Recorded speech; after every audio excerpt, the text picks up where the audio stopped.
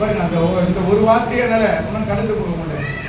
தேவ சமூகத்தில் அன்பான தேவஜனமே, உங்களை யாருன்னா விசாரிக்கும் போது எப்படி சொல்லலாம்? ஹலோ, எப்படி சொல்லலாம்? அப்படிதான் சொன்னா. தன் வாழ்க்கையில என்ன குழந்தை இழந்திருக்கா, ஆனா விசாரிக்கும் போது எப்படி சொன்னா? நல்லா இருக்கிறேன், சுகமா இருக்கிறேன், நல்லா இருக்கிறேன், ஆரோக்கியமா இருக்கிறேன். இப்படி நம்ம சொல்லி சொல்லி பழகும் போதுதான் அந்த வார்த்தை நமக்கு கொண்டு ஆண்டவர் கிரியை செய்வார். அல்லேலூயா. ஏதாவது துக்கம் இருக்குது, வேதனை இருக்குது, கண்ணீர் இருக்குது, கடன் பிரச்சனை, இதே நம்ம சொன்னோமா அது அப்படியே தான் இருக்கும். அது அப்படியே தான் இருக்கும்.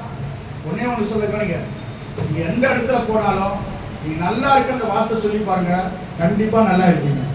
அல்லேலூயா. பக்கத்தில் பாருங்க, இன்னைக்கு கடந்து வந்த வார்த்தைப்படியே நல்லா இருப்பேன்னு சொன்னா நல்லாவே இருப்பேன். அல்லேலூயா. சில பேர் சொல்லுவாங்க, என்ன சொல்லுவாங்க, அப்படி திருப்பி சொல்லுவாங்க, நீ அப்படி திருப்பி சொல்லுவாங்க, நீ நல்லா இருப்பேன்னு சொன்னாங்களே, அந்த வார்த்தை அப்படியே திருப்பி சொல்லுவாங்க, நீ அப்படி சொல்லிட்டாங்க. அல்லேலூயா. அல்லேலூயா. பாருங்க, ஆண்டவருடைய வார்த்தை கூட சொல்லுது, உன்னை நேசிக்கிறவனை நீ என்ன பண்ண? நேசி. உண்மையில அன்பு கூறுவன் மேல அன்பு கூறு. உனக்கு தீமை செய்வனுக்கு நீ என்ன பண்ண? தீமை செய்வனுக்கு நன்மை செய்யணும் சொல்லப்படுது. அப்ப பாருங்க, தீமை செய்வனுக்கு நன்மை செய்யணும் சொல்றாருன்னா, அப்ப உனக்குள்ள இருக்கிற காரியம் குறைவா இருந்தா அது நிறைவான காரியத்தை ஆண்டவரிடத்துல நீ பெற்றுக்கொள்ளும்படியாக மற்றவர்கள் விசாரிக்கும் போது என்ன பண்ணும்? நல்லா இருக்கிறேன், நல்லா இருக்கிறேன் அப்படி சொல்லும் போது ஆண்டவர் அப்படியே நடத்துவார். அப்படியே வாசிக்க தீரம் கடின வாசிக்க முடிச்சிடும். அவன் 7 தரம் திரும்பி தன் கண்களை திறந்தான். அப்பொழுது அவன் கேயாசியை கூப்பிட்டு அந்த சுனேமியாளை அழைத்து கொண்டு வா.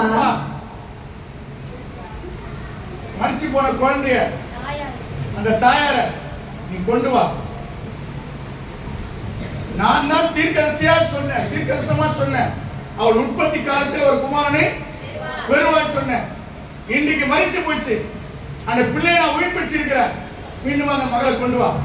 கொண்டு வந்த போது வசனம் சொல்கிறது, வாசிப்போம். அவளை அழைத்து கொண்டு வந்தான். அவள் அவனிடத்தில் வந்தபோது அவன் உன் குமாரனை எடுத்துக்கொண்டு போ என்றான். அப்பொழுது அவள் உள்ளே போய் அவன் பாதத்திலே விழுந்து தரை மட்டும் பணிந்து தன் குமாரனை எடுத்துக்கொண்டு வெளியே போனான். ஐயா சொல்லவா, சுத்தமா சொல்லவா, ஆண்டவரிடத்துல வந்து தேவனுடைய பாதத்தை பிடிச்சு கொண்டா போதும், கர்த்தர் உங்களுக்கு வேண்டியது எல்லா காரியத்தையும் நிச்சயமா செய்வார். அல்லேலூயா. அல்லேலூயா.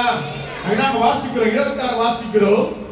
நீ அவளுக்கு எதிர்கொண்டு ஓடி சுகமாய் இருக்கிறாயா? உன் புருஷன் சுகமாய் இருக்கிறானா?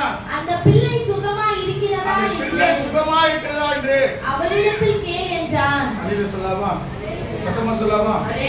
பாருங்க, நான் பார்க்கிறோம், அருமையா அந்த வார்த்தை பார்க்கிறோம். நீ உன் புருஷன் சுகமா இருக்கானா சொல்றாங்க, சுகமா இருக்கிறான். குழந்தை சுகமா இருக்குதா? சுகமா இருக்கு சொல்றாங்க. பாருங்க, குழந்தை மச்சிருக்குது, ஆனால் அவ என்ன சொல்றா?